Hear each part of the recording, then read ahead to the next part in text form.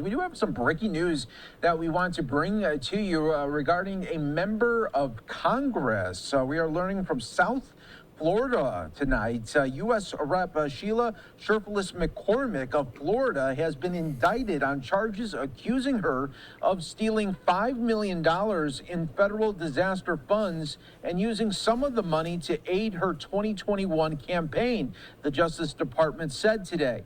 This is the most important thing, term limits. I'm going to say it a million times because that's what we need in this country so American people can feel a little bit more comfortable knowing that people that are in government aren't in it for the long run, that sooner or later they're going to figure out the kinks in the armor of our government to start doing illegal activities to help benefit themselves and their family and friends while they're stealing from the American people behind closed doors. We're getting sick of it.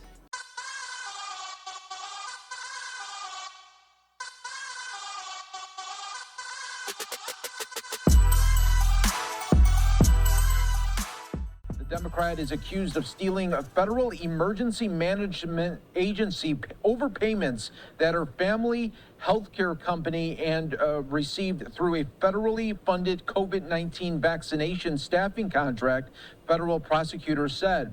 A portion of the money was then funneled to support her campaign through candidate contributions, prosecutors allege.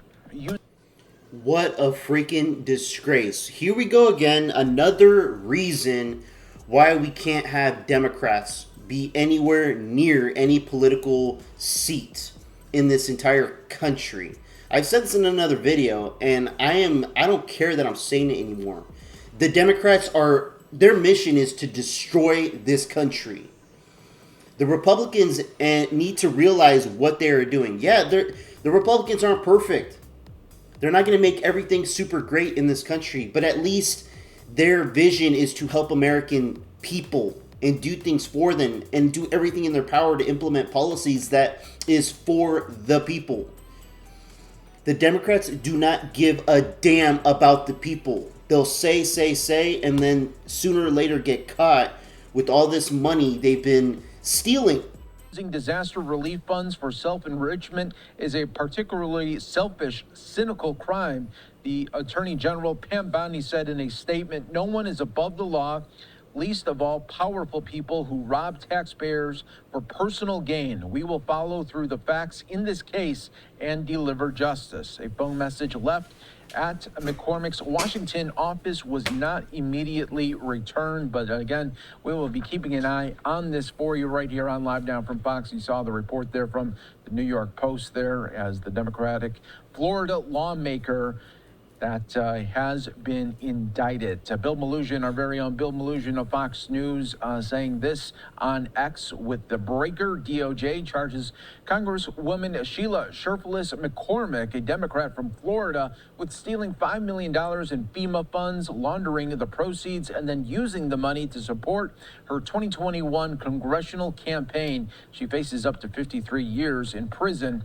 if convicted. So we will be keeping an eye on this for you. Bill Melugin then puts on X as well. According to the indictment, DOJ says Sherfless McCormick, who's 46, and her brother, Edwin Sherfless, 51, both of Miramar, worked through their family health care company on a FEMA-funded COVID-19 vaccination staffing contract back in 2021. In July of that year, the company received an overpayment of $5 million in FEMA funds.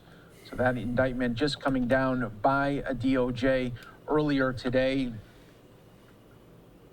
The Attorney General, Pam Bondi, again, is saying in a statement, no one is above the law, least of all powerful people who rob taxpayers for personal gain. We will follow the facts in this case. So it was December 27, 2023. The House Ethics Committee announced that it was investigating her over complaints that she may have violated campaign finance laws, failed to submit required disclosures, and carried out improper hiring practices.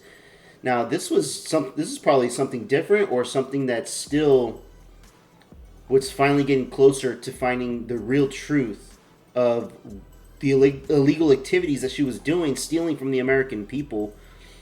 $5 million in FEMA funds. And what was it? When was it the Carolinas when they got hit by the hurricane?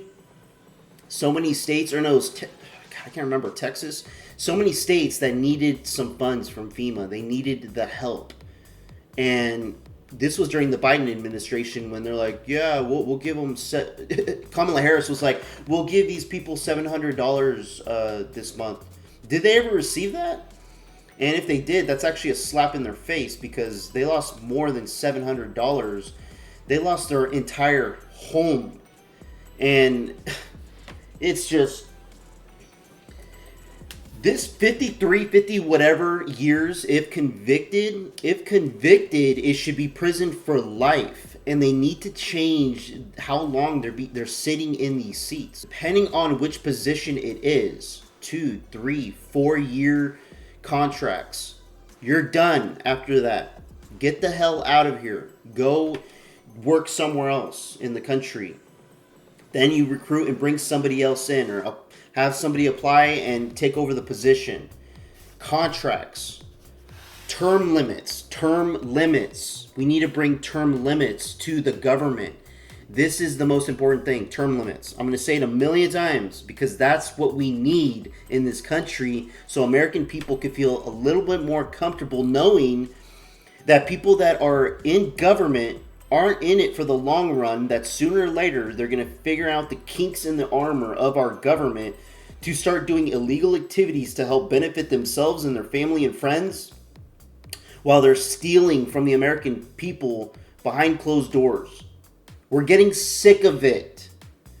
We're starting to come after every single politician, elite out there that is doing anything illegal, and we're going to take you down. You're going to prison for life. That's what we demand. That's what we should be demanding. Putting a hard press on these people and saying, hey, we're not going to be tolerating this crap. Once you're in jail and we start refilling our government with other people, those people need to understand that we're not playing these games anymore.